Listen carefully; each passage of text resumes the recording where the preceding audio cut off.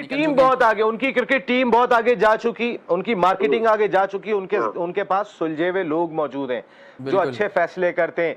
वो अपनी लीग बचाने में कामयाब हो गए। अब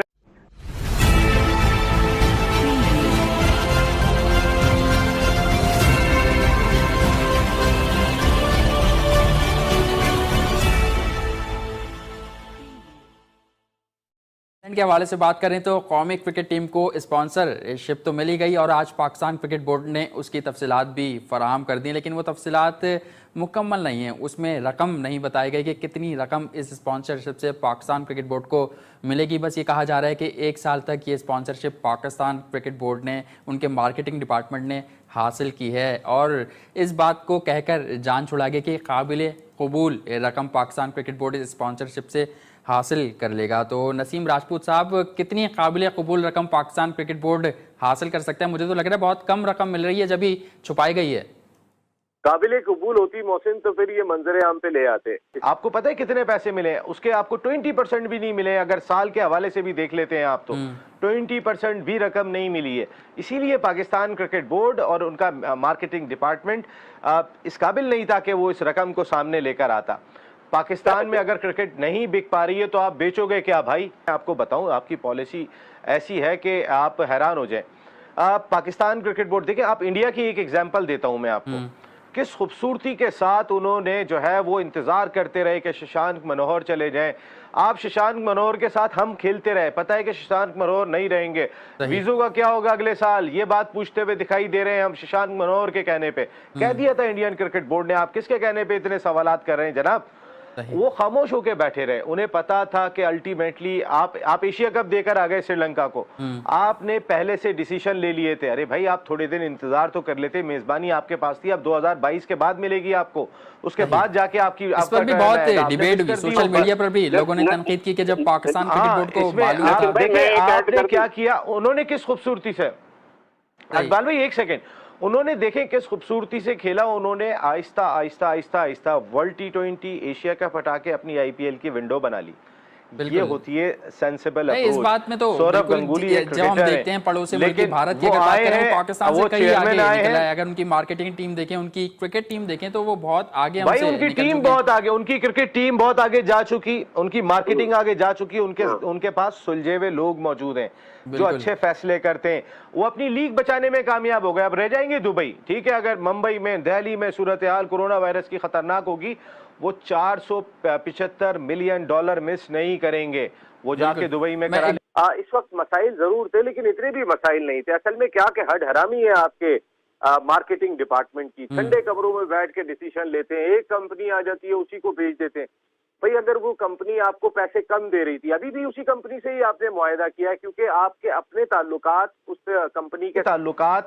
कंपनी के साथ ऐसे थे कि जिसका लोगो माजी में भी लगता रहा है और आप एक मरतबा फिर लगा रहे हैं। बिल्कुल कि आपको उन्होंने सुनना भी गवारा नहीं किया। आपके मार्केटिंग डिपार्टमेंट चूंकि ठंडे कमरों में बैठा रहता था, लाखों रुपए ले रहा था, उसी कंपनी से डील करते थे। कंपनी जाके उस कंपनी से डील करती थी जिस मशरूब साहब इदारे से हमने सालों से लगाते हुए आ रहे हैं, जिसका हम अपने शर्ट के ऊपर लोगो, तो हम जो है वो उसी कंपनी से मुआहदा करते थे।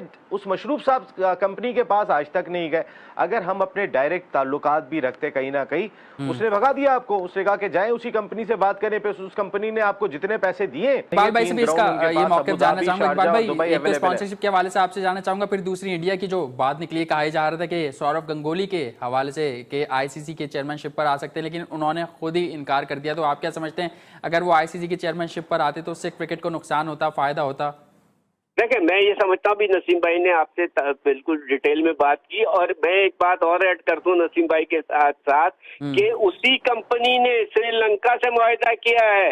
अभी मुआहदा श्रीलंका से 3 साल का उन्होंने अपने शराइत पे मुआहदा किया है, और आपको 1 साल का भी मुआहदा दिया, वो भी कम उसके ऊपर दिया। तो भाई क्या भीख मांग रहे हो किसी से? आप क्या आपको फ्री के टूर मिल गए, ये सारी चीजें हैं, प्लेजर ट्रिप लगा, सबके सब गए हुए, 45 लोग चले गए, ये तमाम चीजें आपके साथ। फिर आपने जैसे नसीम भाई ने कहा कि श्रीलंका एशिया कप हमारे यहाँ पे होना था, यहाँ सारी चीजें थी, और उस पे माननीय साहब का जवाब या वसीम खान का जवाब मैंने मीडिया पे ही सुना। उन्होंने कहा कि इसमें हमें इतनी ऐसी वो नहीं थी, कोई वो नहीं था, हमें पता था कि ये वो हो जाएगा। मतलब ये है कि पैसा ही जरूर चीज थोड़ी अपनी रेट बनवानी चाहिए थी कि भाई कि अगर आप इसको कैंसिल कर रहे हो तो जब भी होगा तो यहाँ पे होना चाहिए, मगर यहाँ पे तो बड़ी हैरत की बात है कि पाकिस्तान क्रिकेट बोर्ड के इतनी टीम खिलाड़ी गए हुए, इतनी बड़ी टीम मैनेजमेंट गई हुई है, खुद एहसान मानी साहब वहां पर हैं, एहसान मानी साहब दबा के इंटरव्यू दे रहे हैं, कभी इंडिया के चैनल को, कभी किसी और चैनल को। वकार यूनुस भी जो है वो इंडिया के चैनल पे छाए हुए हैं बुरी तरीके से। तो फिर ये मीडिया डिपार्टमेंट क्या कर रहा है हमारा? वही तो प्रोवाइड कर रहा होगा इंडियन मीडिया को प्लेयर्स। वकार यूनुस हो गए, एहसान मानी हो गए। देखिए, काशिफ भट्टी का रिपोर्ट आने के बाद पाकिस्तान क्रिकेट बोर्ड सीधा सीधा बैक फुट पे चला गया होगा।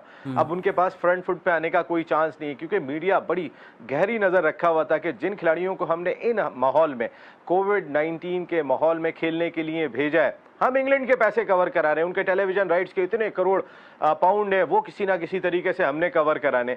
अबे भाई, हमें क्या कवर कर रहे हो ये तो बता दो हमें। तो ना हमारे खिलाड़ियों को कोई कवर किया आपने, ना हमें कोई सीरीज दी है।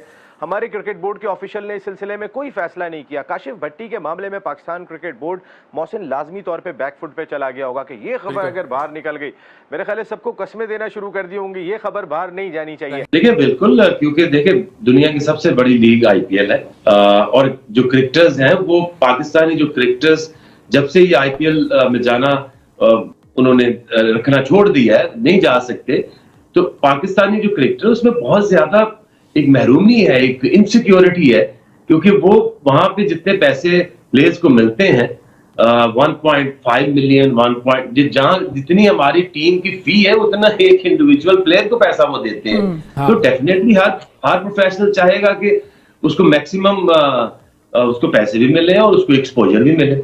बिल्कुल, लेकिन वही बात है कि वो जब तक मोदी वहां पर हैं उस वक्त तक तो पाकिस्तान और इंडिया की किसी किस्म की क्रिकेट की टाइज हो ही नहीं सकती। बिल्कुल ही नहीं हो सकता। बिल्कुल। फाइनली हाँ, जो नेशनल T20 का जो अब होने लगा है कप, उसके हवाले से आपकी क्या तवक्कुआत है?